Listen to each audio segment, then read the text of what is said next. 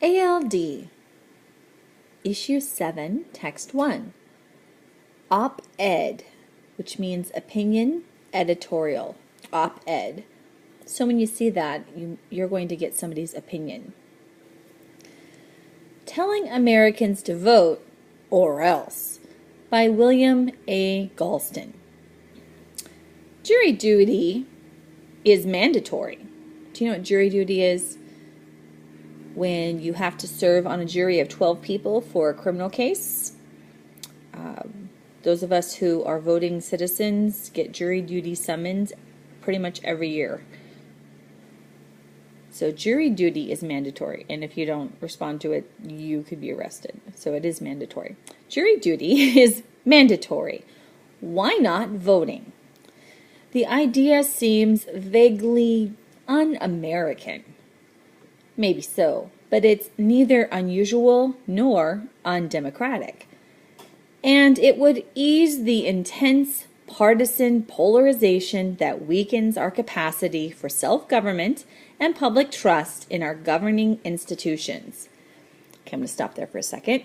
Polarizing. So you think about the Earth, North Pole, South Pole. So we have the Republicans and the Democrats. And they're always fighting. Democrats say the Republicans are terrible. Republicans say the Democrats are terrible. We call that polarizing. They're on opposite ends. So it's polarizing and it's partisan. The two different parties, Democrats and Republicans. Okay? It would ease the intense partisan polarization that weakens our capacity for self-government, and especially the public trust part, because most people are pretty much fed up with Republicans and Democrats. And we don't trust our leaders, right? Public trust. Okay, so let's read through that again. Jury duty is mandatory. Why not voting? The idea seems vaguely un-American. Maybe so, but it's neither unusual nor undemocratic. And it would ease the intense partisan polarization that weakens our capacity for self-government and public trust in our governing institutions.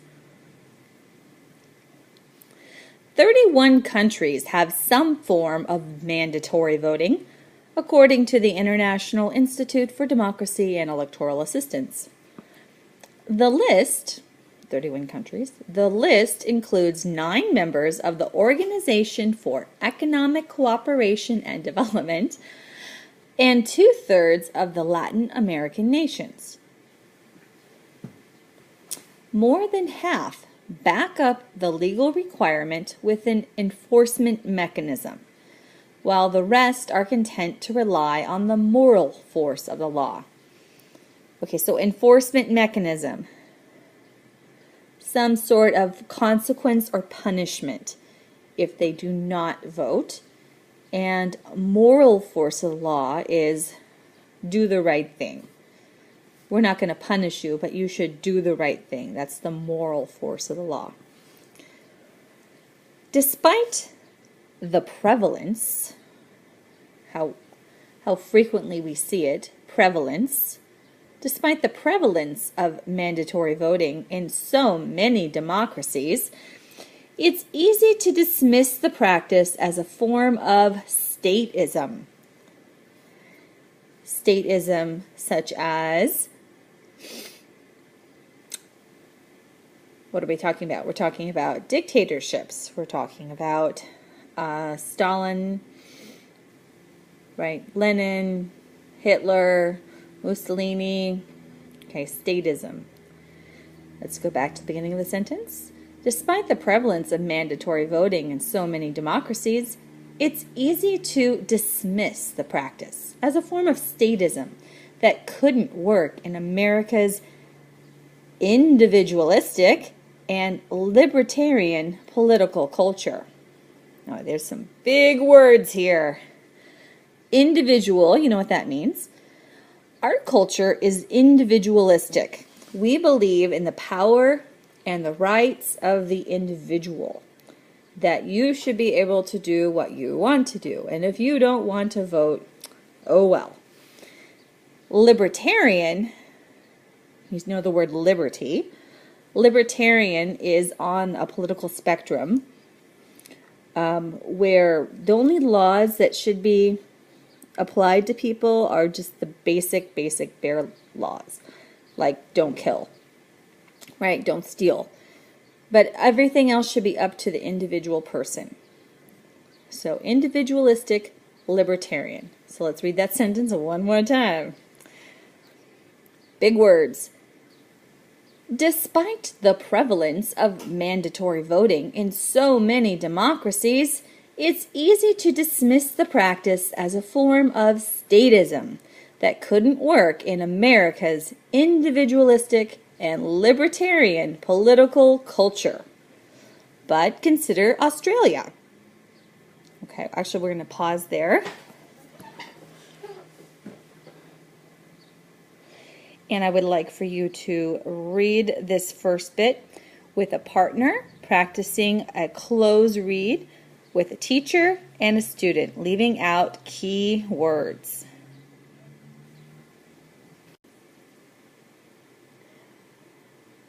Okay, so we're on page 108, the first text of issue 7. And the sentence said, but consider Australia, whose political culture is closer to that of the United States than any other English-speaking country. Alarmed by a decline in voter turnout to less than 60% in 1922, Australia adopted mandatory voting in 1924, backed by the small fines, roughly the size of a traffic ticket, right? So they charge money if you don't vote.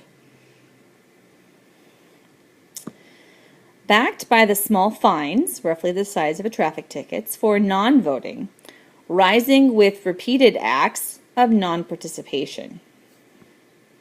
So the more you don't vote, the more money you owe. Okay. The law established permissible, say that word, permissible,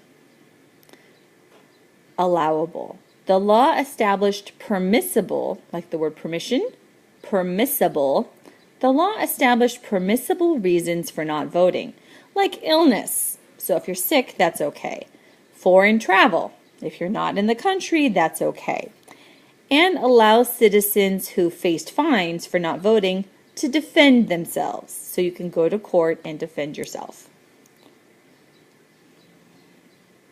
The results were remarkable. So good results or bad results? Positive, right?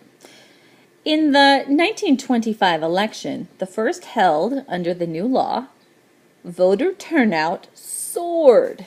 So soared means went up a lot. So we got soared, remarkable, both positive words. It soared to 91% voter turnout. That is amazing.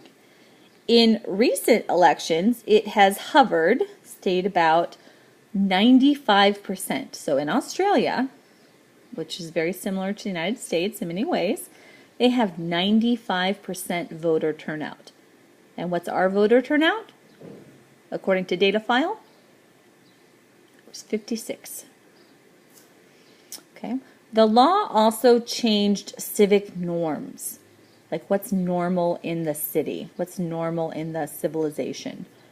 Australians are more likely than before to see voting as an obligation, something they're supposed to do, they should do. Of course, the negative side effects many feared did not materialize.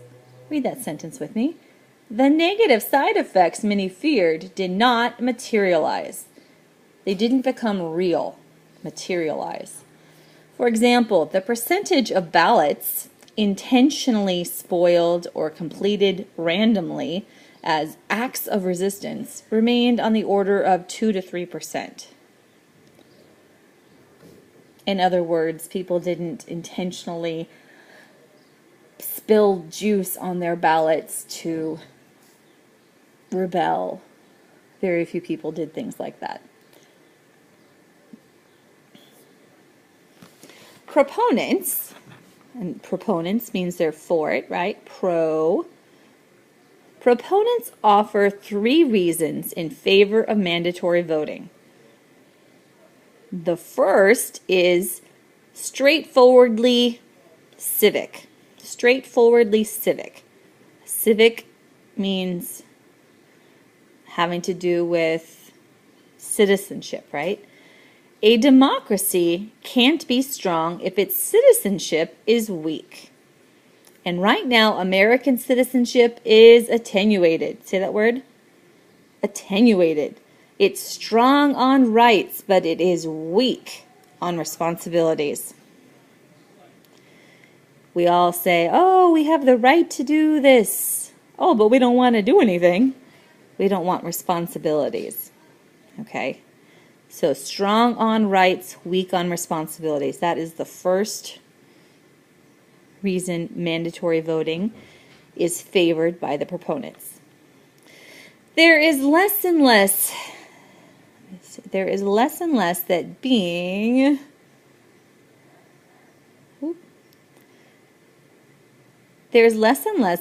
a citizen requires of us, especially after the abolition of the draft.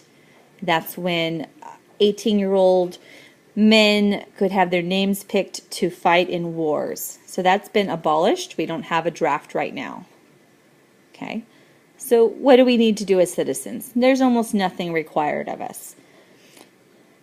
Requiring people to vote in national elections once every 2 years would reinforce the principle of reciprocity at the heart of citizenship. Let's read that sentence again.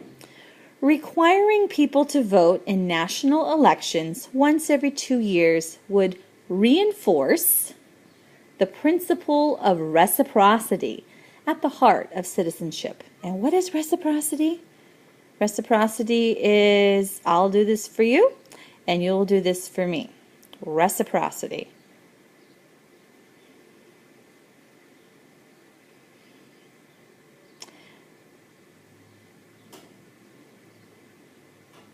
The second argument for mandatory voting is democratic. Ideally, a democracy would take into account the interests and views of all citizens. But if some regularly vote while others don't, officials, the rulers, right, the officials, are likely to give greater weight to participants.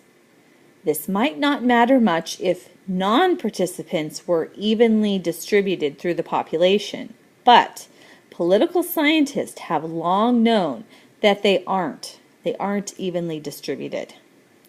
People with lower levels of income, so less money, and lower levels of education, less education, are less likely to vote. You understand that?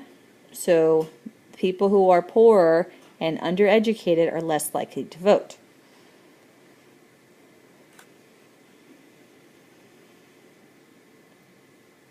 As are young adults and recent first-generation immigrants. So, in other words, those people also need to have a voice, so they should be voting. Changes in our political system have magnified, made great, these disparities. Lots of big words in this article. Disparity means differences. Read the sentence with me. Changes in our political system have magnified these disparities. One more time. Changes in our political system have magnified these disparities. Disparities means differences or inequalities. During the 1950s and 60s, when turnout rates were much higher, political parties reached out to citizens year-round. At the local level, these parties, which reformers often criticized as machine